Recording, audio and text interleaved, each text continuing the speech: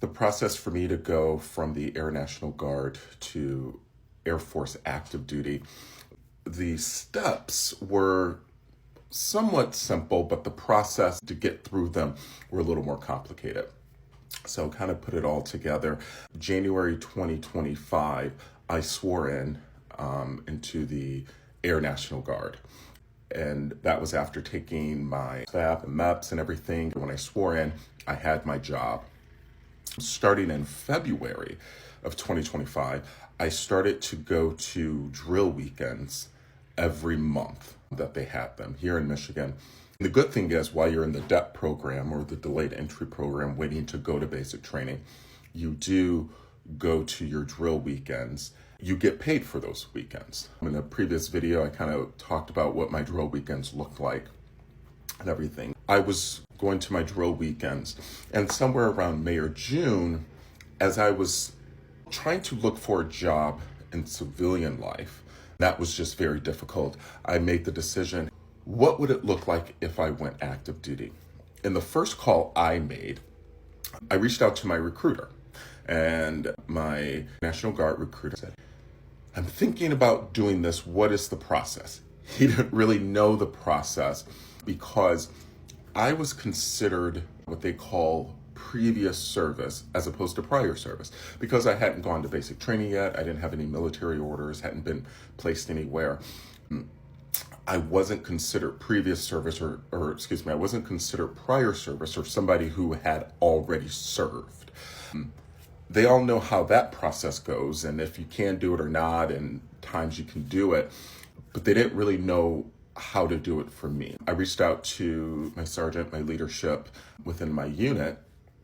I mentioned to him and I said, sir, I would like to look into going active duty. And for these reasons, for me, going active duty was going to be a better situation for me and my family, me and my wife. We were open to moving places wherever we got stationed. And I already was going to have to do basic training and tech school for the job I was working. So it's just like, well, why not just do the job?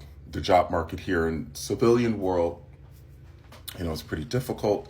So it just made more sense for me just to go active duty. So that was the reasons I gave, and that was the motivation that I had.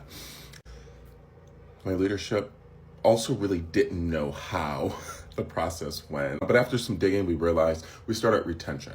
So started at the retention office, and they emailed me a packet that I had to complete with some paperwork. And one of the big things was I had to write a statement.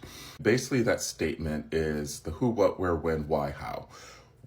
What is it? Who am I? What do I want to do? Why do I want to go to active duty? And all these different things. You can make the statement, it's an impact statement. You can make it as impactful as possible, because this statement or this letter is going to go up the chain to the unit commander, to the base commander, and people are going to sign off on it. So I wrote that statement, and at the beginning of June 2025, that ball started rolling.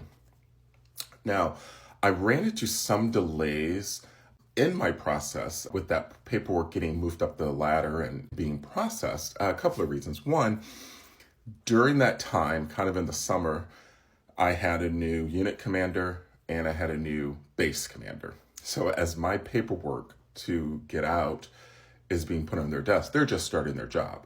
So their first priority is to learn their job, and then some random airman, his paperwork, will get looked at. So it took about a month for my paperwork to move up the ladder. Now, after I get all of my statements and the things that I need to do, I work with the CS, I work with our CSS department, and they will put it all together in letterhead, package it the way that it needs to be packaged so that it can be emailed and sent up the ladder. In that time, I just kind of wait. So I kind of waited for a few months for my paperwork to get looked at and signed and all of the signatures that I needed up the ladder.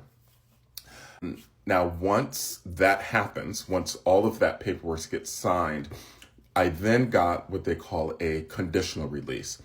What that conditional release is, I got that at the end of September.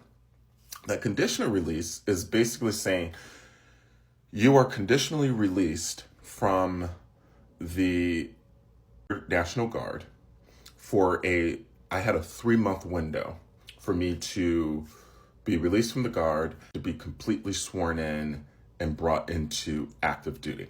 Now, during that 3-month period, I'm working with my active duty recruiter, working on anything that I need from them.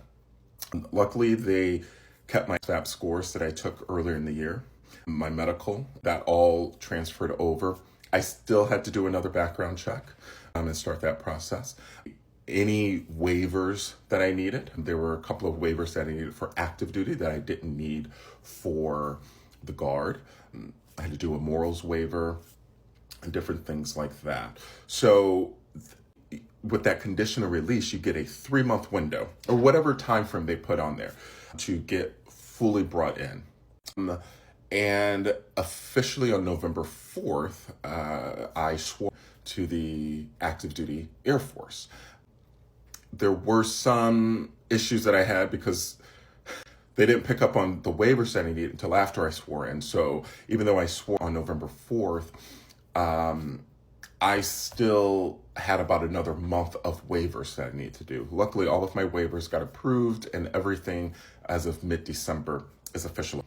But once I swore into active duty, I was fully released from the National Guard, just whatever paperwork that they needed and seeing that I had sworn in, and I was released. So the process really did take, for me, about 5 to 6 months.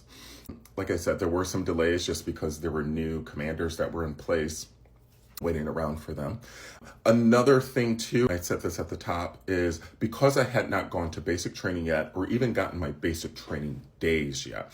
When I started this process, I didn't have basic training days for the Guard. During this process, and after I received a conditional release, I did receive those basic training days. Now, if I stayed in the Guard, I would be going to basic training in March. And when you're in a conditional release format, I'm still a part of the Guard. So I still would have had to go to drill weekends. Unfortunately, they didn't have drill weekends because of the government shutdown in October and November, but I still had obligations to complete in the Guard. It's not until after I fully swear with active duty, get that paperwork sent over to the Guard, they release me, that I am fully released. So that's very important. I still had to go to drill weekends during this entire process. It was easy steps, but somewhat complicated because a lot of people really didn't know what to do and we were all trying to figure this out together.